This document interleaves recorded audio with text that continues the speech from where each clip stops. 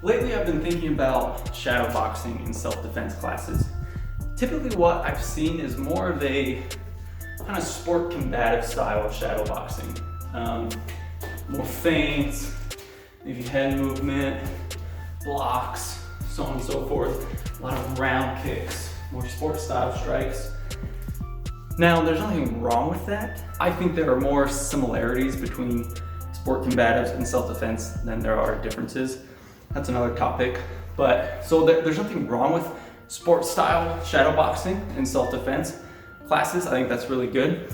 But I was thinking we should try and incorporate more kind of self-defense techniques, principles, and style and striking within our shadow boxing.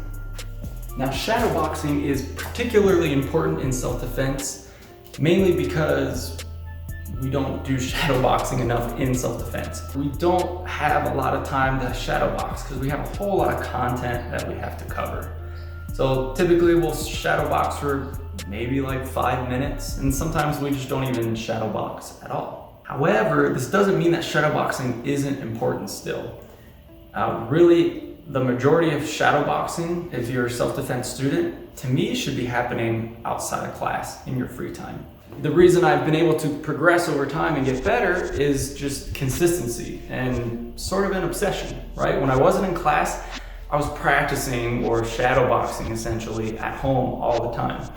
Now, the question is, how should that shadow boxing look if we're trying to do it in any more self-defense contexts? Also, I speak with my hands a lot.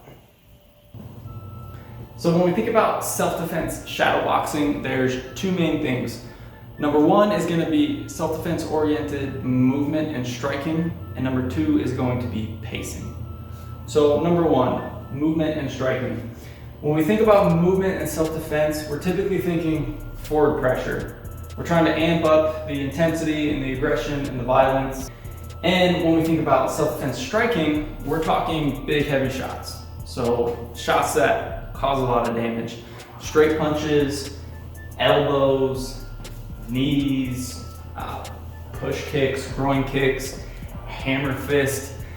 If you notice, all of those strikes are very forward facing. Think about, okay, how can I move my feet explosively forward and aggressively and land those big shots, right? A lot of times I like doing that, I call it the Spartan step, running forward and throwing big, heavy, straight punches or hooks, or maybe even elbows afterwards. Forward pressure, big, fast, aggressive striking.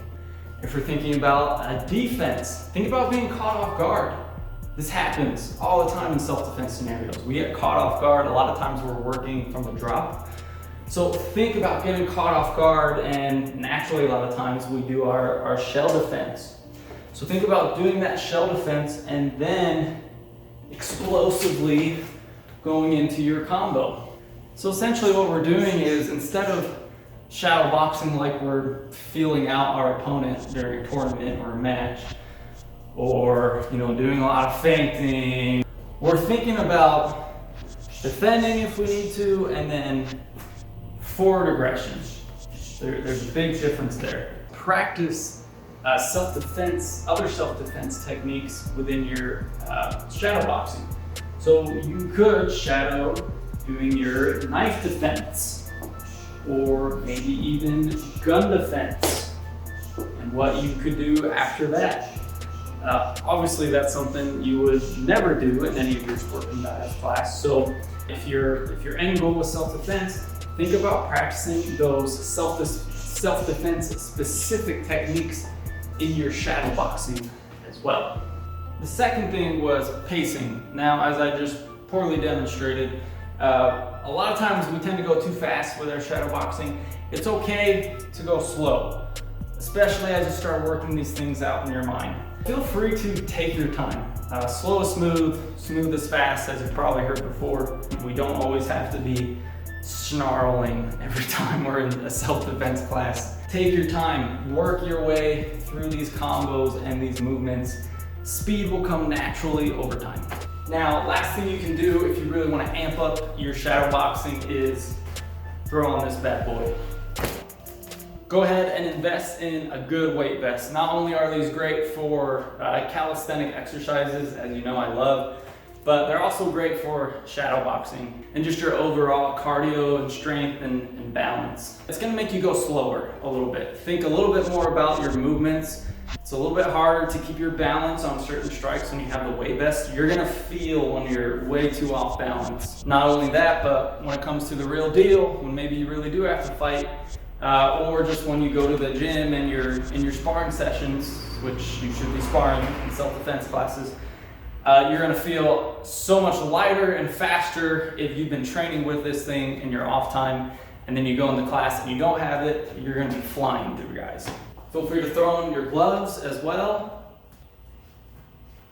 And now you've got some weight on your hands, you got some weight on your body, and you're really gonna feel it. When I shadow box with weights, I call it Batman's or Dark Knights because I'm a nerd and it sounds cool.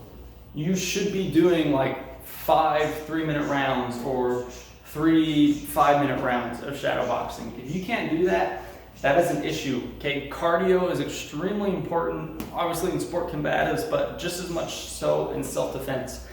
If you can't go through those shadow boxing rounds without just dying, that's an issue. If you get tired and you stop fighting in self-defense, that's it, right? So we can't afford to get tired. We gotta have really great cardio, and this is an awesome way to do that. Okay, that's it for today, guys. Shadow boxing. Shadow boxing in a sport combative context, shadow boxing in a self-defense context. Both of them are very important. Just make sure that you realize the differences. Make sure you subscribe if you haven't already so you don't miss out on any self-defense tips, techniques, and principles. This is Jordan with Be Ready Self-Defense. Train perfectly, fight ferociously, and be ready.